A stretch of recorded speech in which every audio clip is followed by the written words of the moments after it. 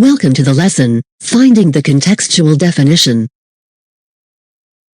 We will learn how to define a word in context, what things to look for in order to help us define contextually, and a basic step-by-step outline to define the word.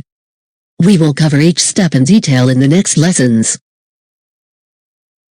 Find the contextual definition. Once you have gathered the mentions of the word you need, find the contextual definition of the word for each mention.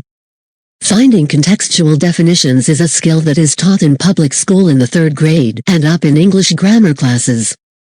To find the contextual definition, we look for the word relations, word associations, and word variations in the mention.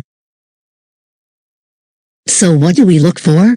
We look for word relations, or how the word directly relates to other words in the verse with its mention.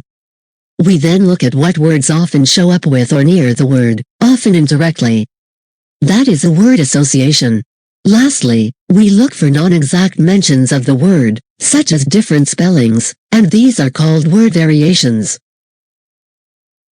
These are all the steps to follow to define a word contextually. 1.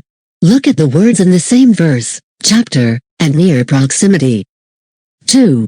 Find how the word relates to other words or the word relations. 3. Find what words are often associated with the word, or word associations. 4. Find non-exact mentions of the word, or the word variations. 5. Combining these is the contextual definition for that verse or mention. To find the contextual definition, we look for the word relations, word associations, and word variations. Where do we find these? We usually find them in the same verse, same chapter, and basically the same proximity as the word we are defining. Start by reading the verse in whole. Read the words right before the word and right after the word. If it isn't clear, then read the whole section of the passage or the chapter. You shouldn't get too far, because going too far may skew the results. Do this for every mention. Gather all the contextual definitions and we will eventually combine them. Word relation plus word association plus word variation equals contextual definition.